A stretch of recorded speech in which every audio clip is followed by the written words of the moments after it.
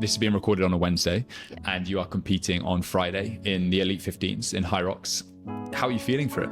I'm super excited. You're 22 years old, and your first Hyrox was how long ago?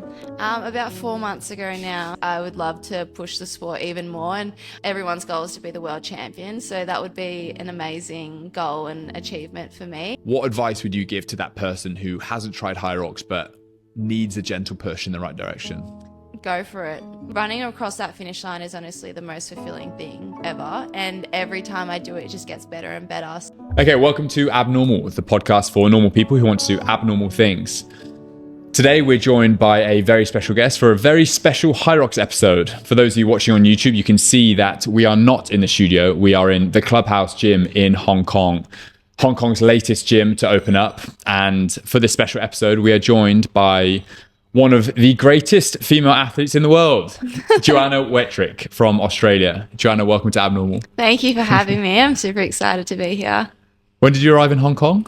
About 2 days ago now. So yeah, it's very different experience than Australia. What's your sort of first impressions of it so far? It's a foreign country, so I'm not really used to the whole Asian culture, Asian foods and stuff like that. So it's definitely a culture shock for me, but it's cool to be able to experience the world and have new perspectives and everything like that. Well, this seems like it's going to be a slice of your future life now, traveling around the world, doing these fitness competitions.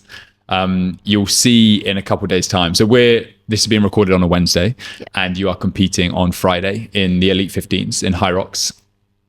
You'll see that in a couple of days' times, Hong Kong is crazy for Hyrox. And hopefully you can feel that in the vibe on Friday night.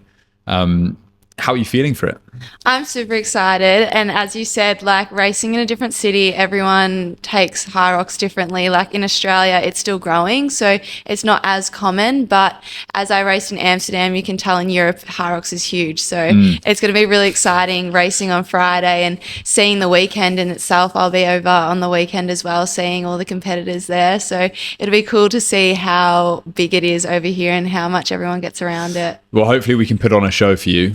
We're very proud over in Hong Kong that we put on a good show. I'll be emceeing over the weekend as well, so I'll be on the mic. I won't be on for your race, but if you come back, are you going to come join on Saturday and Sunday as well? Yeah, I'll come see everyone race. Awesome. Yeah. Well, you can cheer me on and I'll cheer you on. I'm racing on Saturday. So I want to talk about your Hyrox journey up to this point. I think it's getting more and more well documented, your journey, because it's very new. A lot of people that are at the top of Hyrox have kind of been doing it for a few years now. You're 22 years old, right? Correct. 22. And your first Hyrox was how long ago? About 4 months ago now. So yeah, I've done about 4 or 5 races now, including Amsterdam, in the span of 4 months, and now I'm here. Yeah. So before Hyrox, you a very sporty background. Can you just talk us through sort of your upbringing with sports? Yeah, so I've always been involved in that high-level elite sport. So I've grown up as a national tennis player for majority of my time, and then switched only probably 4 or 5 years ago into netball. So played state-level netball. So that was a little bit of an environment shift in itself, because it was going from an individual sport to a team sport. What caused that shift? Pardon? Why did you move from tennis to netball? I think because tennis was very a demanding sport. It was very taxing on the body, which it's funny I say that now because Hyrox is completely like the same thing. But yeah, at the time I was a bit younger, and it's very expensive sport. It's a lot of out of pocket for travel and everything like that to make it at that high level. So it was kind of a decision whether I finish school or go full-time tennis, and I chose school. So finished school, and then I'm a very competitive person. I always want to be involved in something high level and elite. So yeah, went into netball and did really well there. And I actually was still playing netball up until my second race this year. So I got offered a new contract for next year, but said no, just to see where Hyrox took me. And then now it's led me here. So I've definitely made the right decision. But yeah, so I've grown up in a very high level background. And were you playing netball whilst you were playing tennis as well when you were younger? Or was netball a completely new sport to you when you changed over? It was completely new sport, yeah. So I crossed over for about 6 months, but then just thought I want to make it, I don't want to go half on two sports. I want to be full in on one sport. So put tennis aside and then went full on in netball. And team sports versus individual. How was that transition for you going from tennis, which is a pretty isolated sport, into, I'm sure, a locker room full of girls and having some good banter in a team sports environment? Yeah, see, and now I'm going back to an individual sport. So it's done a full 360, but I honestly, for my personality and my work ethic and my drive, I love that individual side just because I know like I'm accountable to myself and I love working hard and I love pushing my limits. So I had netball, but I was always doing my individual training as well as team training. So I never kind of took away from that individual side. Don't get me wrong, I love the team environment. I love training with friends and the community and everything. But yeah, I'm very much like my personality fits that individual side so much more. And what would your teammates say that you were like as a teammate from your netball days? Very competitive and always doing more than everyone else. So we would have like, for example, if we had 8 shuttle runs to do, I'd do 10. So you can tell you were that I was girl. That girl. Yeah. So I was always doing that little bit more than everyone else. Coach. Yeah. Shut up, Joanna. Yeah. So I'd always try and trick the coach to make the sessions a little bit harder, or do this or do that, or get there a little bit earlier and start everything before everyone else. So I was that girl on the team, but I mean, it paid off because I'm here now. So yeah. And are they supportive of what you're doing now? Absolutely. Yeah. They're honestly so surprised, but like so happy for me. So it was a full switch because I was still playing netball at the time. And then now just completely gone into the world of Hyrox. But yeah, it's really cool. It's crazy. 4 months ago was your first race and now you're, one of the big names coming to Hong Kong for the Elite 15s. How did you first hear about Hyrox? So I'm an F45 coach and only newly as this year. So all our members were doing it in Melbourne as this big event everyone was getting around. And I was a new coach at the studio and everyone was saying, Joe, you should just do it. I did a lot of running. So I love running and doing marathons and half marathons. I'm that psychotic girl, definitely. They were like, look, if you bomb out on the exercises, you can just fall back on your running. So I was like, okay, I signed up to Melbourne, which is where I'm based, and did really well there. And there was a few people doing Sydney and Brisbane. So I was just joining along on the journey and qualified for the Elite 15 and now I'm here. I'm sure so many people who train so hard for Hyrox saw you compete and just hate you now. Yes, absolutely. But the more, when you first tested out Hyrox, did it become clear to you? Because when I first did my Hyrox, for example, I didn't know the importance of running as much. Yeah. And now I've done multiple and different disciplines, doubles, mixed, singles. To me, it's extremely running dominant.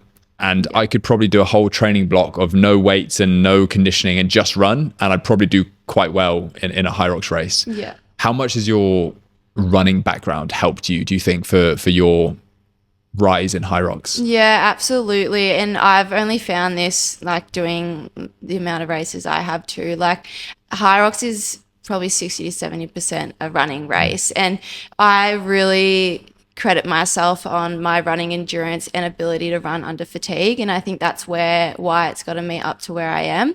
And yeah, like you can do a whole block just based on running and it'll get you there. So being really good under fatigue on your legs and everything really helps you in the Hyrox. So anyone starting in Hyrox, I would definitely give them the advice to really dial in on the running and getting used to running under compromise and everything like that, because yeah, that's where it takes you. When you say running under compromise, for you that might mean something very different to someone else, right? Yeah. So our compromise might be quite different. Yeah. I could probably get up from this chair and feel compromised. For you, what can you talk us through a bit of an insight into like what your compromise training looks like? Yeah, so anything to do from doing a strength session into running, or like, for example, being more specific, doing some sled work and sled pushes straight into a run or a treadmill run, or even just like incline running, so hill running, or putting that treadmill on 5% incline and just going up and down in flat to incline. Just building up that lactic in the legs and seeing how you go under running under that fatigue. So with your running, I want to get quite specific on this because I find it really interesting. When you're doing your running, do you spread it out across like a longer distance run, interval session, tempo, and then compromised? Or how do you sort of focus on which areas you sort of focus on? Yeah, so I do a lot of running. I clock up a lot of Ks per week. How many Ks? I can't even tell you how many Ks, because in some of my sessions, I do have running in the session. So I wouldn't essentially clock that as like a run, but Rough it would guess. be probably like 60 to 70 Per week? maybe. It depends if I'm doing like a half marathon that weekend, I don't tell my coach because I love running Oh my long God. distances. So potentially 80 plus, but yeah, that's more me though. So obviously everyone's different. But I'll have, easy runs just to get the body moving. And it's really more my active recovery days, which is funny. Is that kind of like a zone 2 run? Zone 2 run. So I would treat that as a recovery day for me, which some people would treat that as And a how session. far are you going on those easy runs? Anywhere from 10 to 25. Oh my gosh. So So call just me a crazy, recovery half marathon. Right, okay. Yeah, Got it. so zone 2, but We're in very different Yeah. levels here, Joanna. You know? but zone 2 pace for me would be definitely different. What is your zone 2 pace? Oh, just above 4 minutes. Holy. Okay, right. I'm looking forward to watching you on Friday night. We should go for a run together. No, I don't know. How long are you in Hong Kong for? So till Monday. Okay. Yeah. I might just miss you. On Shakeout purpose. run after Hyrox. Wow. Okay. So easy run then. Anywhere from 10 to 25k. Yeah. Geez. Yeah. And then what does the rest of the week look like? So I have threshold runs, which is more like my race pace runs. So they'll be like interval sessions. So whether it be anywhere between 5 minutes on to 10 minutes on in a period or a set, and then there's a recovery period, and just repeat that. And then I would have compromised running. So whether that's in like a more Hyrox specific session. So yeah, like if I had my sleds and my burpees and everything, and then go straight into a run. Would you split them? So you do some sleds, go run, burpees, go run. Yeah, Okay. but it would be one big session. Yeah, So got it. it wouldn't be like run or burpees Yeah. and sleds and then go into the How run. many Ks are you clocking in those Hyrox sessions? It would probably be similar to a race. So anywhere between 8 to 10 Ks, or Okay. sometimes a bit like lower. If it's higher speeds, I do less, maybe like 5 or 6. But yeah, And is it always like 1 kilometer intervals, or are you varying that? Yeah, I vary that. So if it's more high speed efforts, it would be shorter, maybe 400 to 600, and then have some 800s in there. So it's really good to change up your training. Obviously, a lot of people look at Hyrox for the first time and say, okay, I just need to keep on doing Hyrox every single weekend. Just do a 1K run into 1,000 meter ski. Everyone thinks just doing simulations will get them better, but it's more training different ways and different assets of running and your ski erg and your different exercises that essentially get you stronger in those stations. So my training definitely involves more that. I probably can't really tell you the last time I did a proper simulation. So last time I raced was Amsterdam. That's the last time I've done a full race. So yeah. I mean, you've done quite a few races in the last, since like in 4 months. Yeah, 4 months, you've basically done 4 or 5 sims. So that's So, pretty good going. Yeah, I don't really need to do that outside a race. Essentially, I just train my way to get myself stronger in those stations and my running. Yeah. So when you get to a Hyrox race, for you, that's not really, it doesn't seem like obviously it's a challenge because you're going max. But for a lot of people, for me, coming to Saturday, I'm nervous because that's a huge effort for me. Yeah. For you, your training seems like it could even be harder than a Hyrox. Oh, yeah. Is that the purpose of your training? Yes, absolutely. So the amount of times I come out of a session and I say that was so much harder than the race. Wow. But essentially that's the way that I love to train. I love to train harder. And for example, like if I'm doing wall balls in a session, I'll always go 2 to 3 kilos heavier than my race wall ball, which essentially is harder than the actual race. So then I get into the race and I'm like, oh, this is, I wouldn't say easy, but this is easier. Yeah. And I'm not essentially as gassed and fatigued as I would be if you were just training to that same level as what a race would be. Do you think that's good advice for people who are not just at the elite level? Yeah, absolutely. And in any like facet of sport and whether like you play rugby or for me, like tennis background, netball, like I would always train that 1% better or harder than the actual game or match or anything like that, just because then when you go out on court or the field, it's, a bit easier. For sure. Yeah. How much strength training have you done previously when you're in your tennis and netball days, and are you still doing now with all this running and conditioning? Yeah, so strength is a huge underlying foundation for every sport, I believe. And for me, I've been in the gym probably for 6 years now. I'm 22, so maybe since I was 16, which is like great. And obviously it's why I've been so, touch wood, but injury free, like my whole life with sport. And I believe that in running and everything like that, strength is such a huge thing. So obviously like your hamstrings, your quads, your calves get so much load. And especially with Hyrox, it's a full body workout. So your upper body, your abs, like everything. So having that strength behind you is huge. And I definitely have that in my sessions in the week as well. It's good. Whenever I've done a true running block, like training for a marathon or something, I've struggled. I've found it harder to keep up with the strength side as well, because so much of my energy is going into the running focus because I'm not a very good runner. So much of my energy throughout the week is, right, I have to hit my Ks this week. I have to do it. Yeah. And then the strength side, sometimes I'll still do the sessions, but I'm struggling to make progress. Yeah.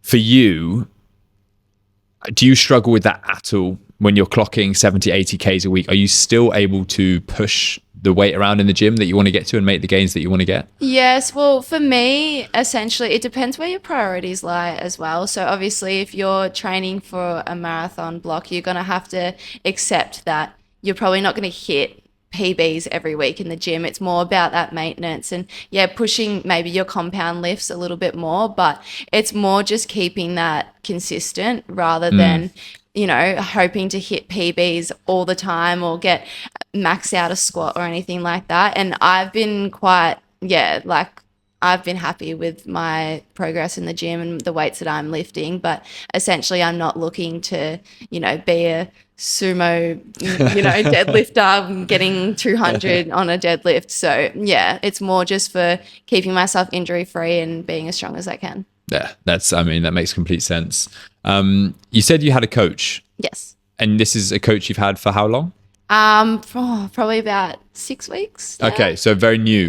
Specific for Hyrox. Yeah, so James Kelly, he's in the Elite 15 as well. Okay, so he's now my coach. He's joined on just before I went to Amsterdam, probably 3 weeks out from Amsterdam. And how's he as a coach? He's great. He's so good, and he's been a really good mentor for me in the past couple months, just because, this is a whole new world for me, and he's been in the space for couple years now, and he knows the ins and outs and what to expect and everything. So even leading into Amsterdam and here now in Hong Kong, he's been really good on what to expect and how to train for Hyrox, because obviously I, like my first few races, I was still training for netball. So I was still doing my little short intervals and my change of direction and strength training for netball. And then he's put me on a program that's specific for Hyrox, which essentially is why I said no to netball, because I wanted to put all my energy into Hyrox, which obviously takes a lot out of you. It does. Yeah. And what's the best piece of advice that he's given you in the last 6 weeks? Oh, that's a good one. Honestly, just dial into your own race and race your own race. There's obviously huge names out there, and I'm just coming in out of nowhere. So it's really easy to get caught up in everything and get caught up in the media and what people are saying about you and how you should race, essentially to keep up with the best. But really just dial in, run hard, because he knows running is my asset. So attack the runs and race my own race, and you'll be fine. Yeah, that's great. And one thing I find interesting about Hyrox is the age of the athletes, right? So you're 22, which, again, I could be wrong here, but I don't think I am. But that's a very young age for someone who's competing at such a high level in Hyrox. Yeah. At every race I've been to, I'm still sitting in the under 29 age demographic just for like a couple more months, and I'm hanging on in there. Every race I've gone to, the 30 and above or 35 and above is always the strongest bracket. Yeah. And it even seems like that on the Elite 15 level or the Worlds level. Am I right in saying you're the only one who's in that sort of 16 to 24-year-old age demographic? Yeah, so in the Elite 15, yes, I'm definitely the only one in that baby category. That's crazy. Yeah, it's really cool though, because I can be that next like level and what younger people can look up to. Like it is possible, and it is, people are able to come in at that younger level. I believe that obviously that 30 to 39 or 30 to 35 bracket is the strongest, just because they have so much foundation behind them, so much strength training and everything, and experience as well. So it's easy for someone like me, like even James as my mentor has been huge for me, but as a little baby to get caught up into it all and, you know, take everything being very overwhelming and everything. So it's really exciting though, being that kind of younger kid in the pool. It's very, very cool. I remember, it feels like yesterday, feeling like I was the young guy in my rugby team, you know, and then just like that, you're one of the old guys. Like, damn it, where do those years go?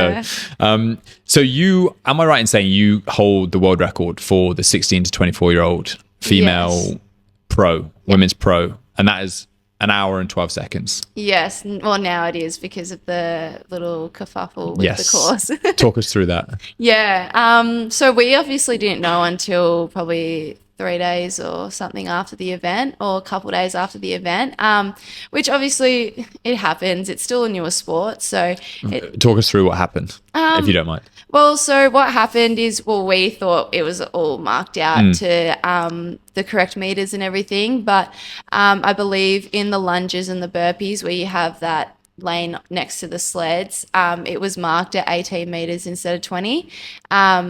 So obviously it clocked up to be like 4 to 8 meters shorter than, you know, the standard course.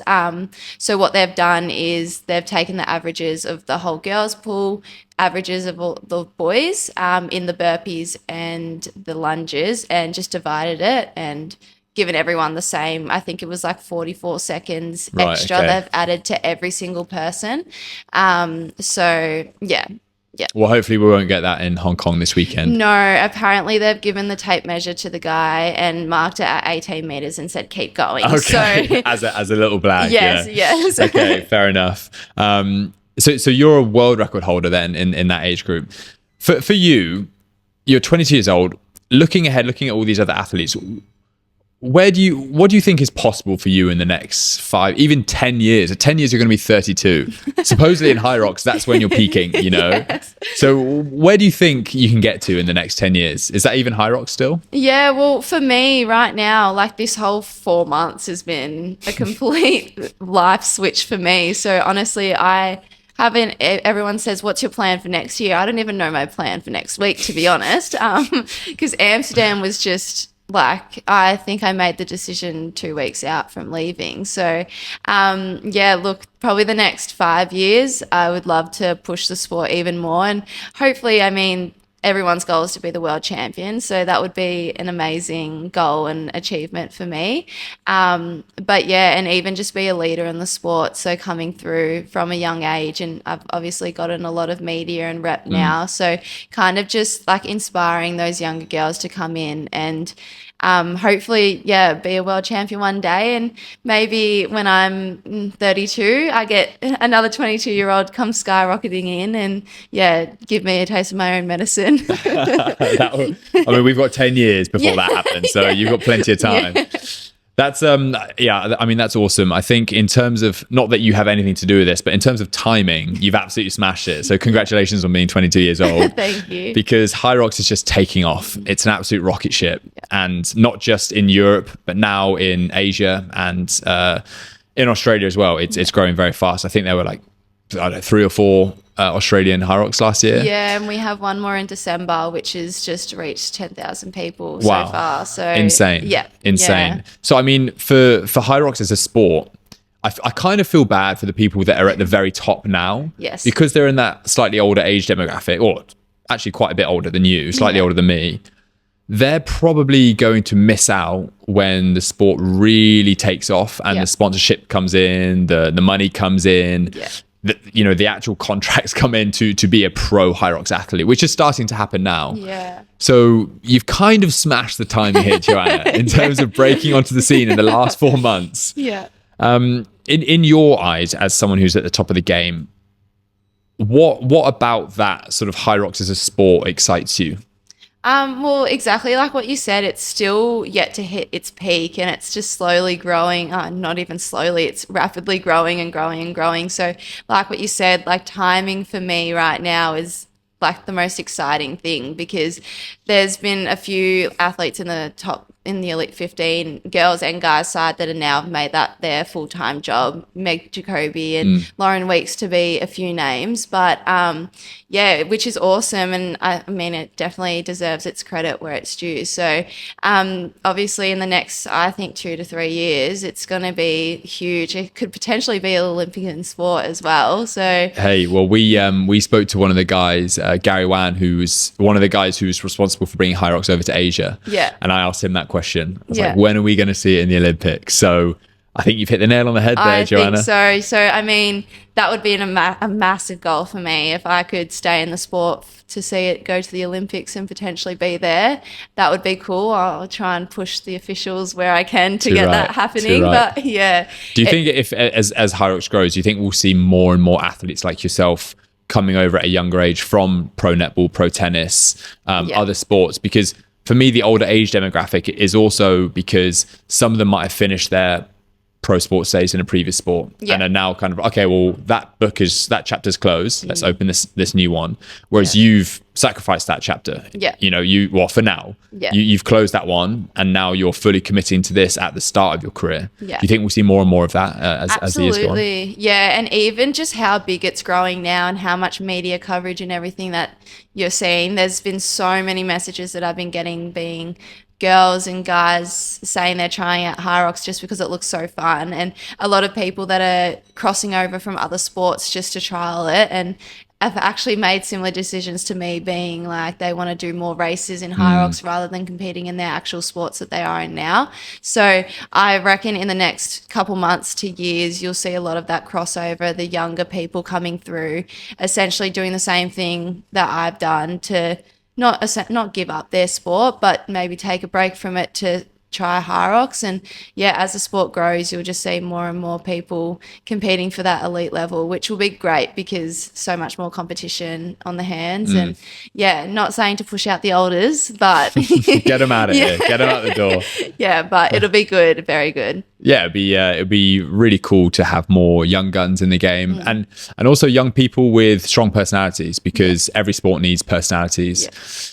For people to relate to and attach onto and root for or hate against, it's like every sport needs them, right? Absolutely. If you could change in your limited time in Hyrox, if you could change anything about Hyrox, what would it be? Could I say get rid of the burpees? You can. I would definitely get rid of that station. Is that your worst one? I hate the burpees. Okay, hate's very strong, but I dislike the burpees very much. I think a lot of people hate the burpees. I think you can say love the burpees, though. I've heard that you love it. Me? I hate burpees. Okay. I ain't jumping. I'm walking them, I heard that you loved it because it's the only time you can lay down. Oh, that is true, actually. Okay. I did say that. Well, if you look at my times, I hate them. But in terms of rest, I love the burpees, So I reckon if I could change one thing, it would take out the burpees and make that an extra run or something like that, because that would benefit me. Just double the running in Hyrox. Yeah, absolutely. That would be great. Or just maybe add in something funner in there. I mean, for me, I would put more emphasis on the spectators. I think it's got a long way to go in terms of it being a spectator sport. When you have venues when you can drink and there's music and... the spectator tickets sell out around the world. London spectator tickets sell out so quick.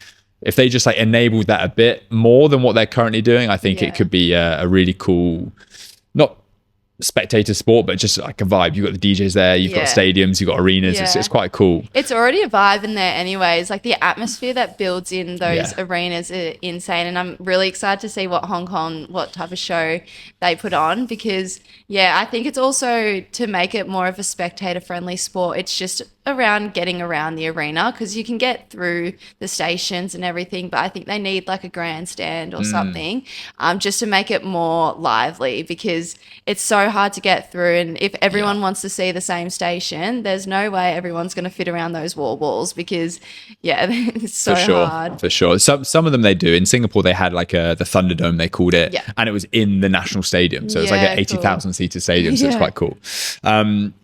Okay, so if we've got people listening now to the Hyrox special abnormal episode and they've never done a Hyrox before, but that's their abnormal thing that they're thinking of doing, what advice would you give to that person who hasn't tried Hyrox but needs a gentle push in the right direction?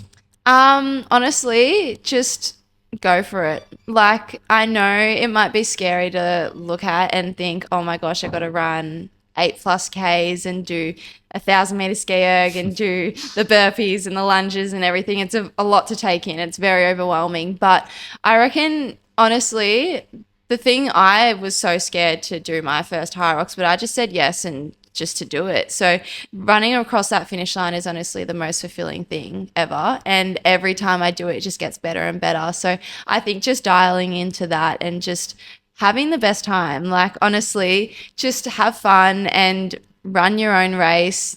Don't think about anyone else in there. Just interact with the crowd. Have a bit of fun and just have a good time. A couple of things that I realised, I've been fortunate enough to MC quite a few events at Hyrox now. And when I first did my first race and I did a World Championships in doubles, I was in my own head and I thought so many people cared about my time. Yeah. And the more you do it, no one cares about your time unless you're in the elite 15s and you're doing it for a job. You know, people care about your time. I care about your time. But if for just normal people wanting to do a Hyrox, no one cares about what you get. It's all pressure you build in your own head. And I think as soon as you let go of that and you stop worrying about what other people think, the number of times that I've seen people cross over that finish line and just burst into tears, because for that person, it's a huge deal. And it's really special to see, because you see people who are 60 years old down to people who are 18 years old. And some people take under 3 hours, some people take under an hour. And it's just like so many different people. So I think it's great advice. Just try not to think and just take that first step and do it. I think it's important to realize that no one cares as much as you care. No one cares as much as you think they care. Yes, and I think that happens in every sport, every journey that you're on. You always make the situation so much bigger in your head and think that everyone's looking at you, and if you're in the gym, they're going to see that I'm doing this exercise wrong or something like that. But honestly, everyone's in their own lane. So there's a lot of people out there, and it's a huge course, and there's a lot of people, I mean, overseas that are racing. But at the end of the day, you just run your own race and you go across that finish line, you finish and you're happy, and that's that. So for sure. It's a huge accomplishment, even just finishing a race. So completely agree. So this weekend, Friday night, have you got a time in mind in your head that you would like to get? Look, because I thought I went sub 660 in Amsterdam, but obviously with the adjustment it wasn't. So I would love to actually hit sub 60 there. I'm not putting too much pressure on specific times and everything like that. But that would be a really big goal for me. Sub 60. And obviously everyone wants to win. Have you got an idea in your head of what you think is possible for yourself this Friday night? Definitely podium again would be amazing. Like what I did in Amsterdam. Again, I'm still shocked that I did that and creeped up in there to get my qualifying spot. But look, there's a whole different lineup this time round. So obviously Meg's not there. We've got new people in. We've got Viola back. Like, we've got a lot of different girls, which honestly I was saying today is so exciting, because it's a whole different race and you can't really predict anything this time round. So look, I'm just going to give it my best shot and race my own race just like what I've been told, and try and keep up with the leaders, and maybe I'll be a leader, who knows. So we'll see how we go. Good. Well, I'm rooting for you, Joanna. Thank you. And most importantly, you're in Hong Kong. Are you going to experience the Hong Kong nightlife on Friday night after your race? Oh, I haven't even thought about that actually. Apparently it pops off. So Hey, are you going to be celebrating Friday night? oh, I hope so. If I podium, yes. Then we'll be out. Okay. Fine. I'll Friday meet you night. there. Okay. It's on the cards. I'll show you a night out. Gosh, well, that's not good for my race on Saturday, actually. I completely forget about my race.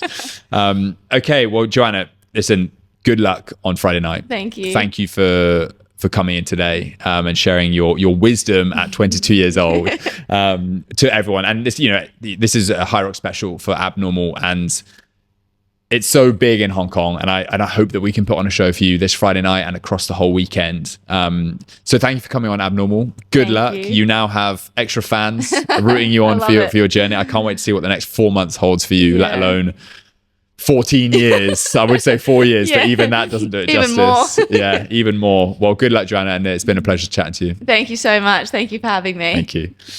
Thank you for listening to this episode of the Abnormal Podcast. If you enjoyed it, please subscribe and give us a 5-star review on whatever podcast platform you are listening to on right now, as it really goes a long way to growing the show. Thank you, and see you in the next one.